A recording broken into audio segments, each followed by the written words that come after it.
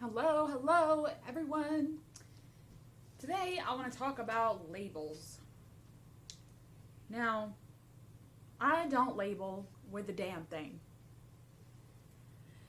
Because in terms of my spirituality and my witchcraft and whatever the hell else I choose to do, I feel like labels can be restrictive.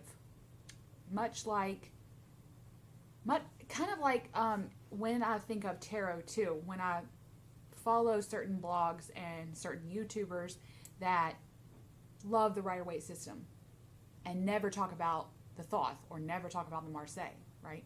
I don't unfollow them because I'm a lover of Thoth. I don't unfollow the people that only study the Marseille. I feel like knowledge is power. Having knowledge is the best possible power we can have. And in terms of labeling myself, now, let's back up a second.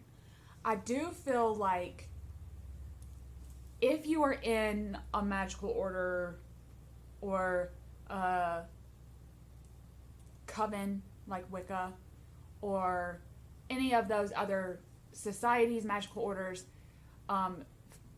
religious sects that have labels, it's not about that. It's not about them. It's more so like, do what you will, right? But for me, I have always been a solitary practitioner. I have absolutely never done a ritual, a spell, anything in my spiritual witchcraft practice with another person. Ever. So I can't talk about those types of things like coven work and ritual work that involves multiple people, even if it's not kind of a coven. But I kind of believe in, I think I watched a video years ago about labels and how it's kind of talking about a branching off point. I kind of think about that in terms of labeling as well. Like if I were to label myself, now that I'm on YouTube, it kind of seems like in order for people to know where I'm coming from, I would have to have a label. It's only my thoughts. I haven't been asked or anything, but then it got me thinking, okay, well, if I had to put a label, what the hell would my label be? Now, I've always considered myself pagan because that's just like an umbrella term for me that means I have a nature-based religion. I study and follow a nature-based religion. And to me, it's not even a religion. I study certain things and work with certain things in an abstract kind of a way. That way, that when someone asks me, if they ask me, I think I've only gotten asked like twice in my adult life, and I just say I'm pagan. That doesn't mean that like I said, that's a huge umbrella, massive. I'm under there somewhere with all the other big umbrella people that study so much more than just paganism. And I thought, okay, well, I could be an animist because I do believe that nature made things, nature-based things, all living things that are just like divine made, okay? Just here before time, here before space, is divine. There is like some sort of divinity in them. And then I thought, okay, well, then that kind of ties into Panentheist, Panentheism, where they're like everything in nature is a manifestation of God. But then I kind of, you go down and you go from Google page to Google page, and then you're kind of like, and then I'm like, okay, what about pantheism? And then I watched a video on polytheism, hard versus soft polytheism. And I thought, holy shit, this is a lot of labels. I thought, do people actually say all this when someone's always like, well, you should come. Okay, this was said to me when I first moved into, now, okay, let me back up a second. When you move into some place in my state, I'll say, I've noticed this in my entire state. You have a neighbor, right? Everyone's pretty neighborly. Where all the places I've lived in my state, And they tend to come over with like a casserole or a dessert and invite you to go to their church. Okay? Which is a Christian church. Because I live in a highly Christian state, I'll say.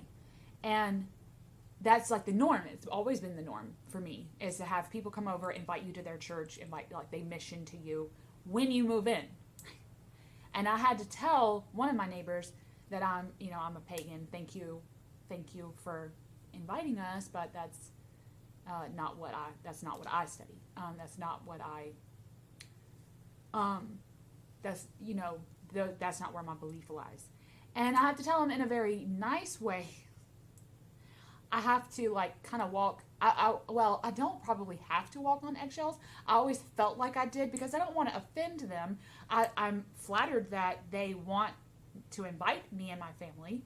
That's just not what we believe. So the dogma around certain people, especially people that don't have knowledge of other religions, or they look down on other religions, I feel like sometimes I have to walk on eggshells. Ever since I started walking my path, I feel like when I meet people and they're like, oh, your kids would love my church. There's a lot of kids their own age, blah, blah, blah, blah, blah, blah. And the conversation goes like that, right? And I literally have to wait till they're done with their spiel and tell them, I'm sorry, but, I'm pagan. Now, I'm not my kids. I'm not my husband. So their labels are going to be their own.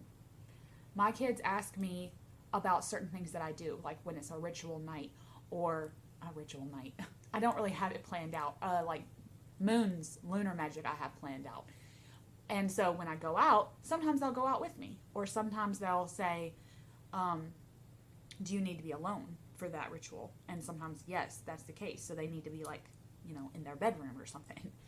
And so sometimes they ask me questions, but coming from a Southern Baptist Christian family, my family talks to them about Christianity as well. So topics of a lot of religions come up in my family with my kids. And I kind of have this, you just make up your own mind as to what it feels in here is right and, whatever. So even if they end up Christian, I want them to be pure of heart. I want them to be pure of spirit when they make those decisions, not based off me, not based off my family's religion, and stuff like that. When it comes to labels, I feel like that is so restrictive. And then when I was researching what all the labels out there are for witches, because there's so many, we can go off more and more labels after that. But for witches, I feel like there were so many. I was like, it would take a whole page of notebook paper to write all my labels down. Literally. And I feel like if someone were genuinely interested, and if you tell them, I'm a pagan, and, thank you for whatever, blah, blah, blah, however the conversation is going.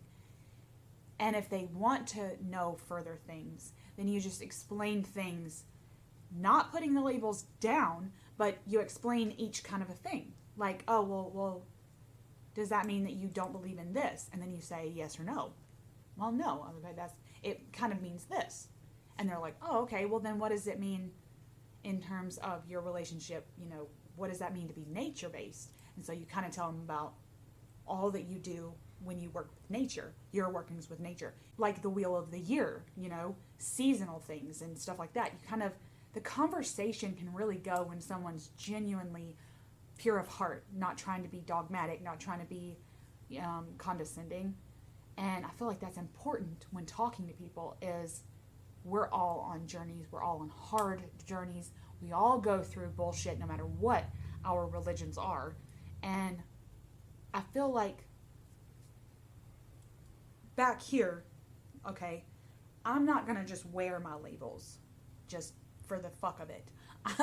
I'm not going to have my page of paper here for all to see, because I feel like as a solitary practitioner, the labels are mine, they're internal. And if someone is genuinely interested because they want the knowledge, then that's fine. I'll explain it to them. Like, okay, we can have a conversation about that. But if it kind of goes on tone too. If you start thinking that these people are trying to downgrade you and denigrate you for your beliefs, then you got to stop the conversation and just, you got to move on. So I just wanted to say that my practice, okay, is very soft all around. Yes, I'm a pagan. Yes, I'm a witch. But that doesn't necessarily mean that I have to be blank or blank or blank. I don't have to be hard or soft polytheist. I don't have to be pantheist. I don't have to be agnostic. Like, I can be all labels, or I can be no labels. I don't think labels mean a damn thing. I think it really, labels are important for kind of explaining yourself to people that are genuinely wanting to be your friend, and like not so much even a friend. Like, if they're really interested and you're trying to have a positive conversation with someone that doesn't have the knowledge of you, how you work in your spiritual practice, that's where it kind of lies. That's where the labels need to go, and that's where they kind of need to stay. But like I said, I'm not going to wear my labels for everybody because it's nobody's business. Now, like I said before, I do believe that sometimes there's a good jumping off point. And then I'll say, well, we in, I never say we. I tend to call that soft polytheism, which means this. And then they go, oh, okay. Mm-hmm. That's all. I think that's where the labels need to go, is in a conversation with someone that really is trying to understand what that means, what all of that means, what the labels mean. But in just normal, if they were like, oh, that's cool. I told somebody, I was at a wedding one time and they said something and it brought up the terms of religion, and I said I was pagan.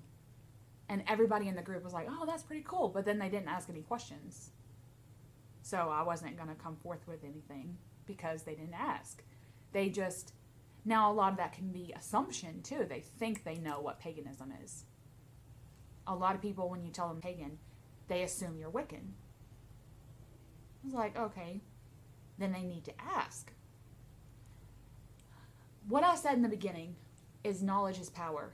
I firmly believe, now I'm not going to call myself a Gnostic, not agnostic, Gnostic, because Gnostic is its own like religious philosophy, but I believe I have a firm belief in that type of belief that knowledge is what's going to further me. My faith-based, religion-based, spirituality-based practice, okay, I'll say, there's labels too, God,